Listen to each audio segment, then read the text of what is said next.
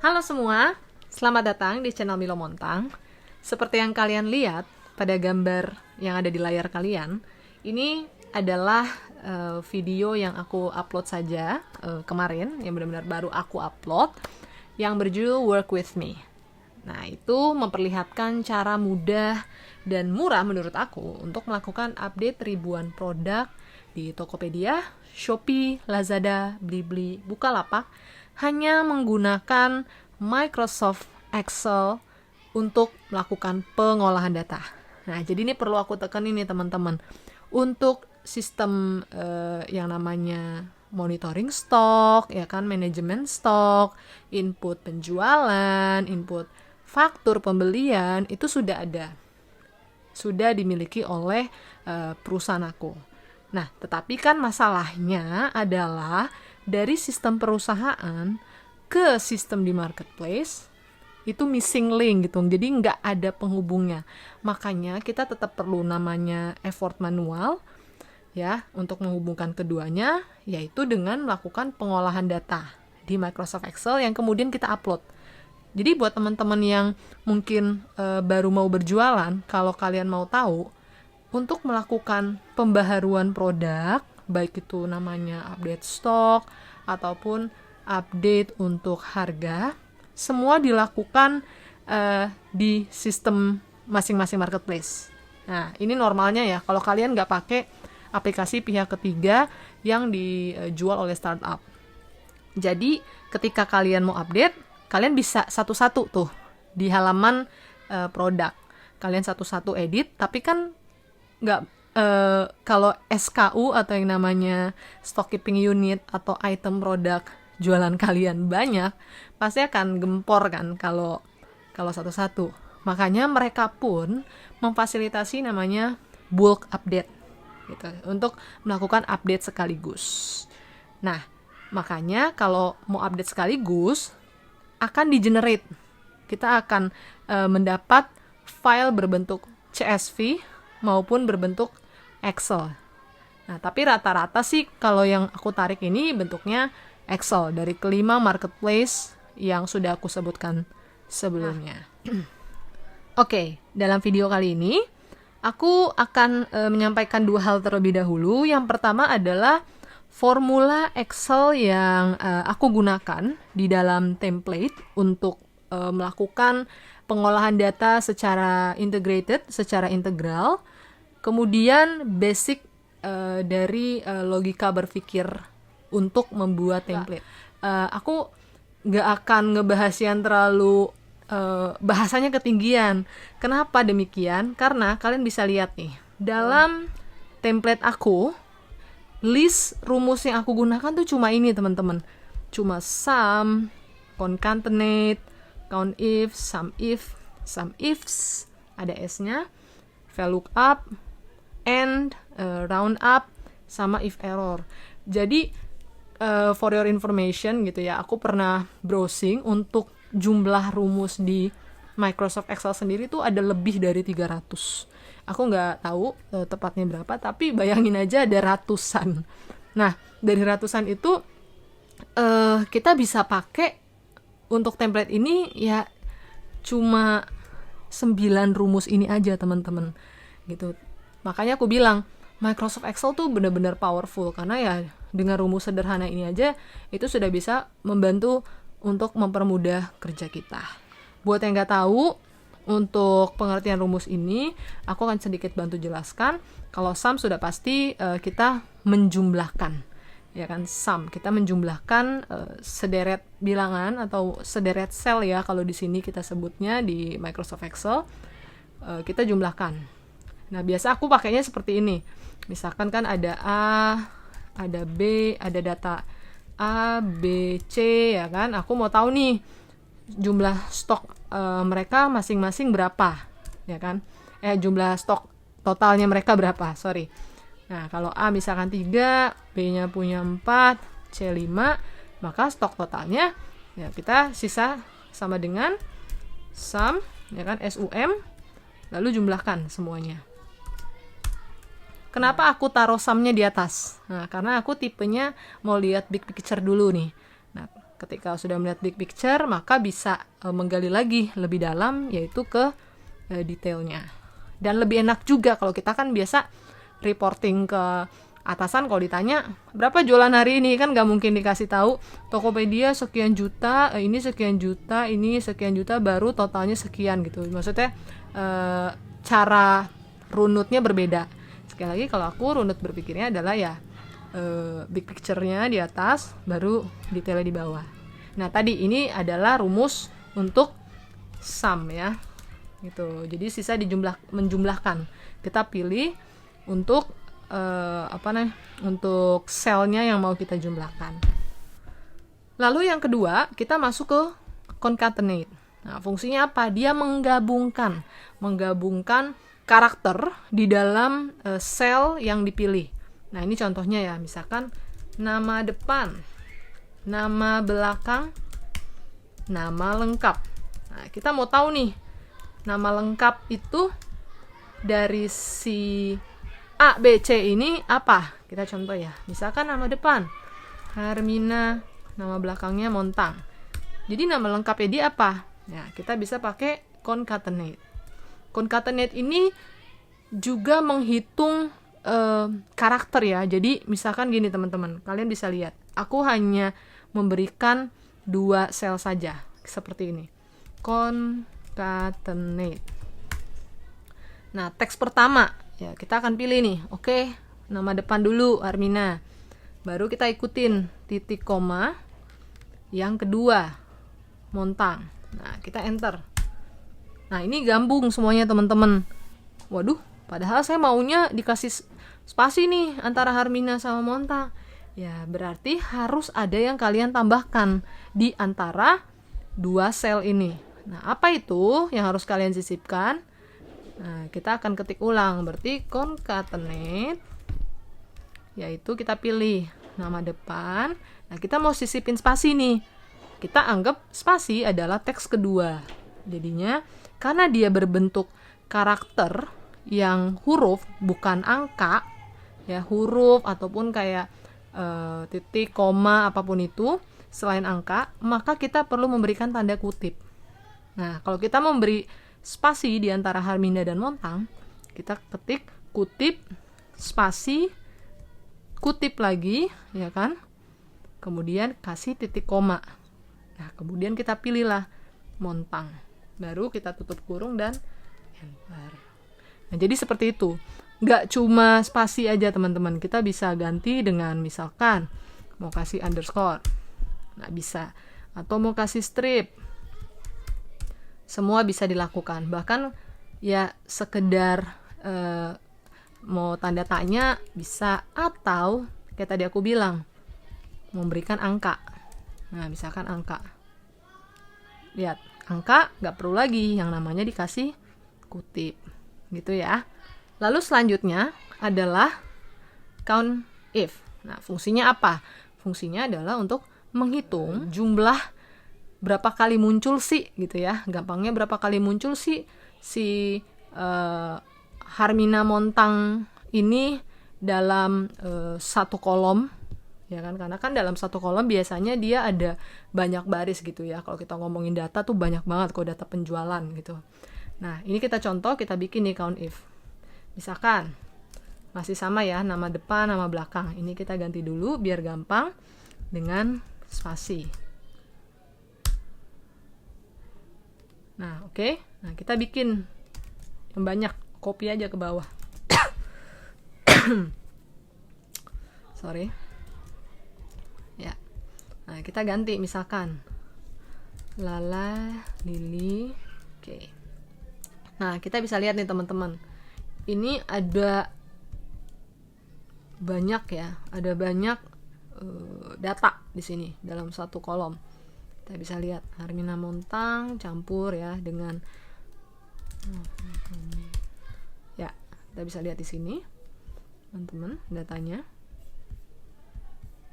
Nah, ini kan banyak banget nih, kita nggak mungkin hitung satu-satu kan. Harmina Montang ada berapa, itu menghabiskan waktu 1, 2, 3, 4, nah lama banget. Makanya di sini kita punya fungsi count if. Count if kita hitung ya di sini. berapa jumlahnya si Harmina Montang gitu. Jadi ini harus benar-benar sama teman-teman. Yang kita cari ya harus sesuai penulisannya, spasinya kah, jumlah hurufnya itu benar-benar sama, karena dia akan membacanya berbentuk rumus. Kita coba ya. Sama dengan count if.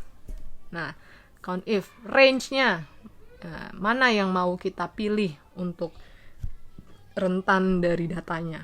Kita kan mau lihatnya dari nama lengkap kan, Harmina. Nggak apa-apa nih, kita tarik aja ke bawah. Tung. Nah, kita dapat range-nya, kriterianya apa? Nah, kita kan mau tahu jumlahnya si Harmina Montang tuh ada berapa kali muncul. Tung. Nah, keluar deh 14. Jadi nggak perlu lagi hitung satu-satu. Apalagi kalau datanya sampai ribuan. Itu banyak banget. Nah, itulah fungsi dari count if. Kita udah bahas 3 nih. Nah, sum, concatenate, count if. Kemudian kita masuk ke sum if. Nah, bedanya sum if dengan count if adalah kalau count if kan dia hanya menghitung berapa kali muncul nih dari si kata-kata atau kayak kalimat dari satu rangkaian data. Nah, kalau sum if, si sum if ini fungsinya adalah untuk menghitung jumlahnya gitu. Biasanya dia ada padanannya. Padanannya adalah data dan juga ada angka. Nah, kita coba masukin ya.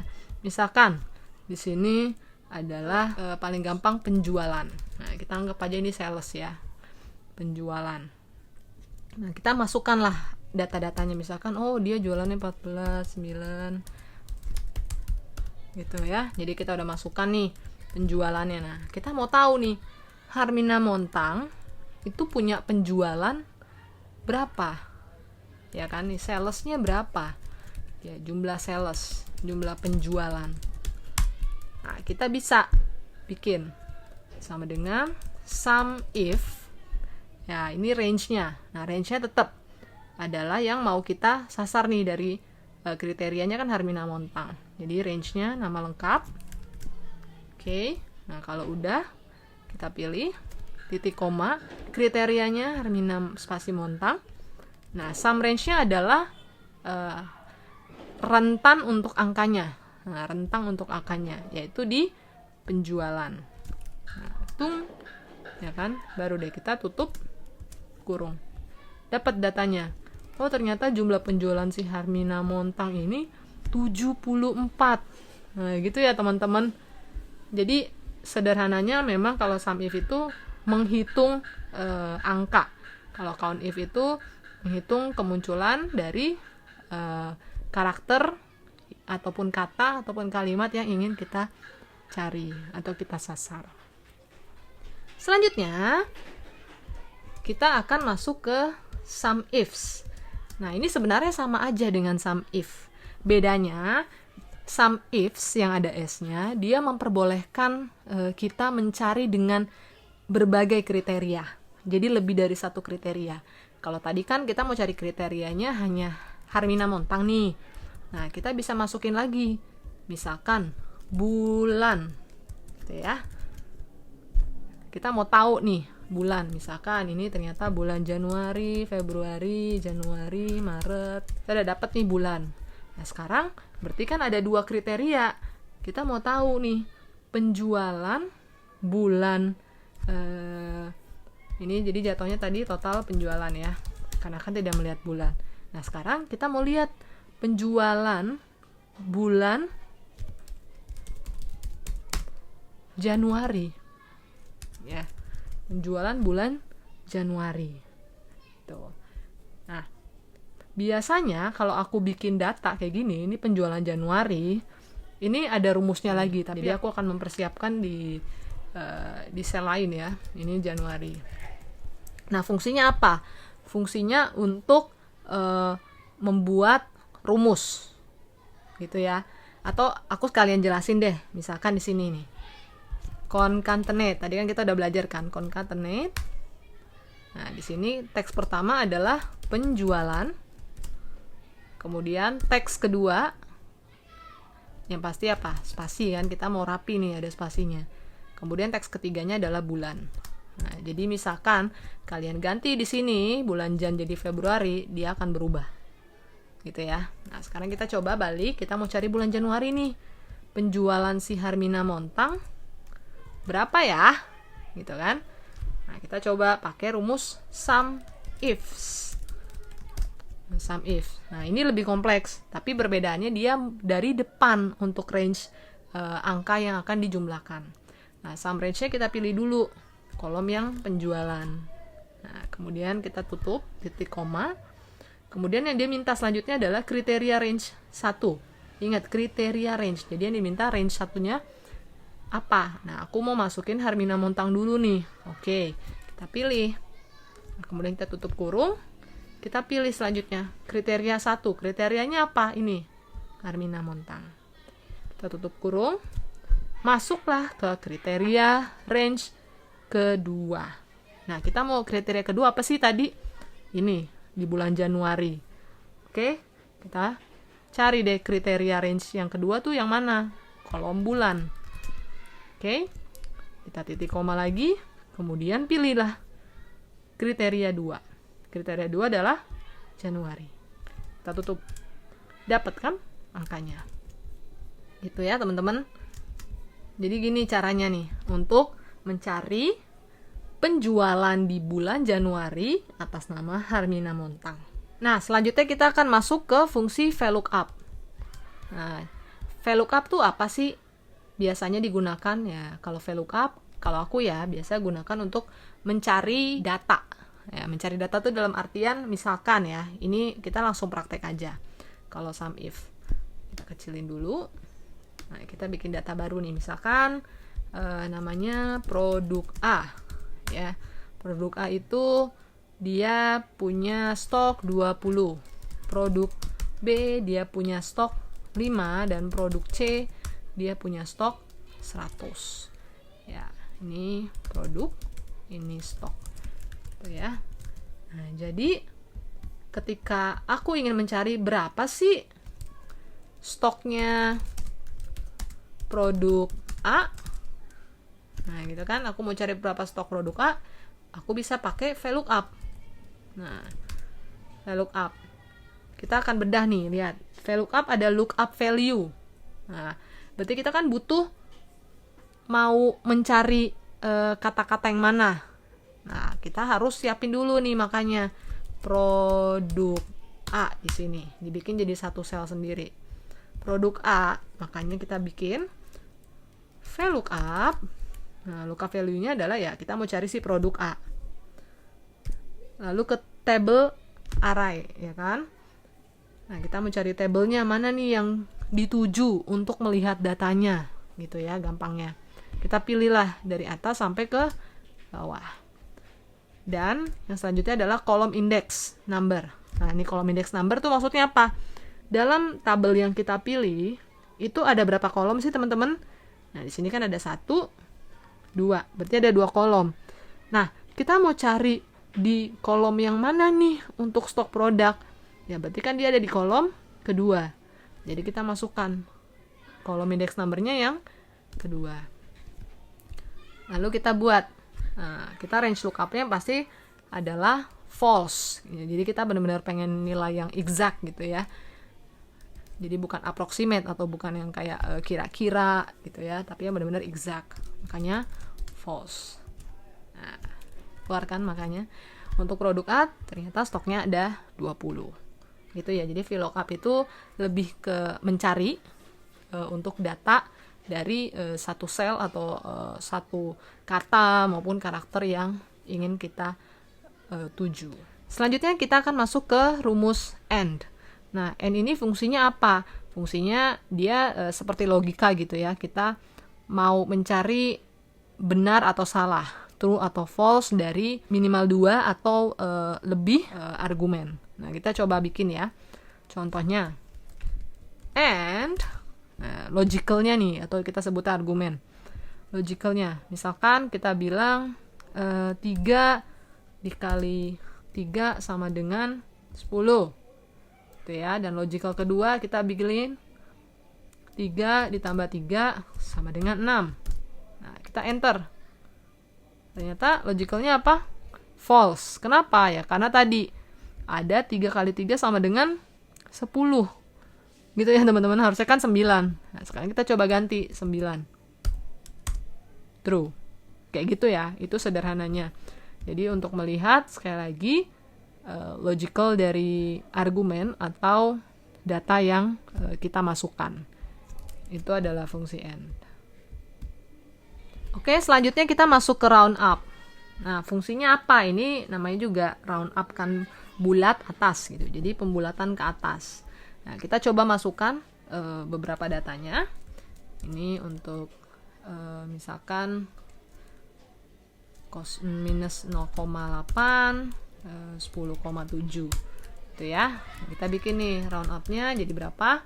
Kita buat round up sama dengan numbernya, kita pilih sel yang dipilih, sel yang dituju, kemudian digitnya. Nah, digitnya gimana? Kita mau bikin dia bulat ke atas gitu langsung. Jadi angka di belakang desimalnya nggak ada gitu ya, di belakang komanya nggak ada. Jadi kita bikin 0. Nah, maka dia akan bulat ke atas menjadi minus 0,1 ya, karena dia minus ya teman-teman. Jadinya makanya dia minusnya ke atas gitu kan, karena dia akan makin kecil gitu kan, semakin besar kan artinya kalau minus makin kecil. Nah, kemudian kita coba juga nih hal yang sama ke 10,7. Nah, makanya dia naik ke atas karena dia positif 11. Bagaimana kalau saya mau tetap ada komanya gitu ya? Di belakang koma ya udah sisa diganti aja 1 sama.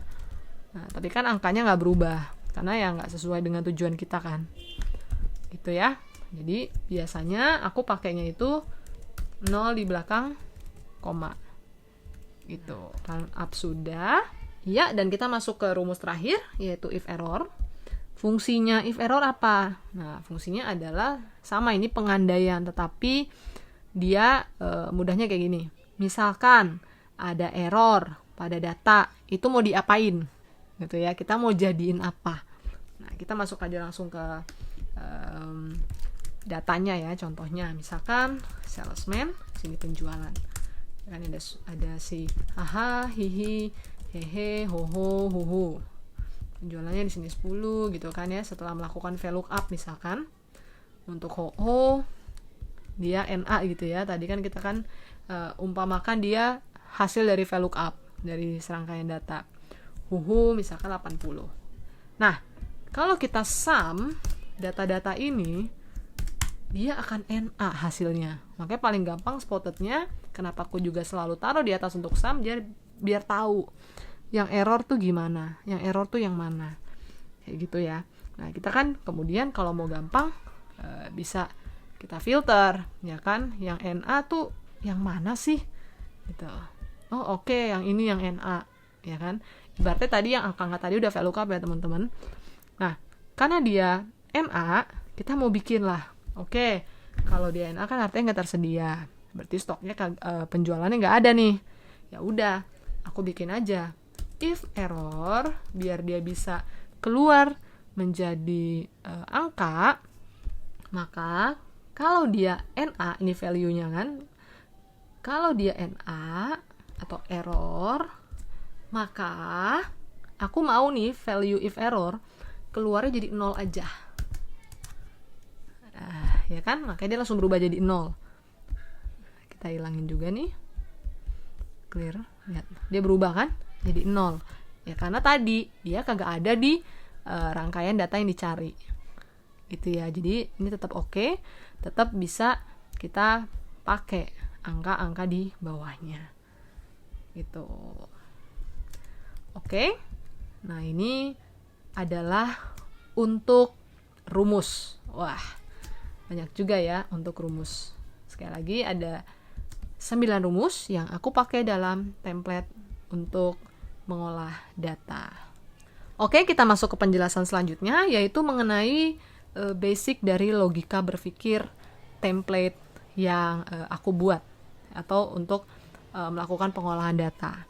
Nah, kalian mesti tahu nih teman-teman, atau yang mungkin yang udah tahu pasti paham ya, kalau di setiap marketplace untuk bulk update itu kan menghasilkan atau akan generate Microsoft Excel datanya. Nah, ini aku sudah tarik. Nah, teman-teman bisa lihat ini contoh dari Blibli. Nah, jadi Blibli akan ada Blibli SKU, nama produk, SKU-nya, ya kan, sellernya, gitu ya, stok, gudang, ditampilkan dan dibeli. Nah, kalian akan lihat lagi untuk Tokopedia, untuk Lazada, ini ada seller SKU, quantity sama name-nya, gitu ya. Kemudian selanjutnya juga untuk Tokopedia, di sini ada product ID dan juga ada SKU. Nah, ini sebenarnya sama kayak seller SKU untuk SKU, stock keeping unit atau kode produk yang versinya kita nih. Kalau aku sih namanya spare part, kita sebutnya kode part. Nah, ini untuk Tokopedia. Selanjutnya untuk Bukalapak. Nah, di Bukalapak juga ada nih. Ini sebenarnya ke hidden nih, teman-teman. Apa sih yang hidden di sini? Karena kan nggak semua gitu ya. Nggak semua marketplace tuh template-nya terbuka kayak Tokopedia. Kalau untuk kayak Bukalapak, Shopee, yang itu dikunci tuh. Kalau Lazada sih nggak dikunci. Kayak jadi Tokopedia, Lazada, dan Blibli itu nggak ada dikunci. Yang dikunci itu hanya Bukalapak sama Shopee. Nah, makanya di sini ada yang sembunyi nih, karena lihat ada B, C, D, E. Nah, A-nya nggak kelihatan, tapi kita nggak bisa edit. Nah, biasanya aku giniin nih, copy ya kan semuanya, select all. Nah, buat ngelihatnya bikin dokumen baru, paste di sini. Nah, kalau kalian paste kan kalian bisa buka. Ternyata di sini ada ID dari produk. Nah, gitu ya. Nah, ID ini itu sama kayak kode produk di Bukalapak, dan juga ada SKU nih. Nah, SKU ini ya kode part tadi yang aku sebutkan. Nah, itu dari Bukalapak. Ini aku tutup aja ya. Nah, selanjutnya ada lagi dari Shopee. Nah, tadi aku bilang kan di lock, makanya kita nggak bisa edit-edit tuh. The sale or charge you're trying to change is bla bla bla bla, ya kan, protected. Nah, di sini Shopee sama, dia ada kode produk, ada SKU juga, SKU induk. Gitu ya, teman-teman. Nah, persamaannya apa sih dari kesemuanya? Nah, ini yang mesti dilihat logikanya. Oh, ternyata dari kelima template kesamaannya itu ada 2, yaitu ada yang namanya, kita bikin sheet baru di sini, kesamaan dari setiap template itu apa sih? Yang pasti kan tadi ada nama produk, ya kan, udah pasti juga ya ada stok karena itu yang mau kita update. Yang pasti adalah SKU atau stock keeping unit, ya kan, stock keeping unit atau kode produk versi kita, atau kode part. Ini kalau aku menyebutnya. Ada juga yang namanya product ID.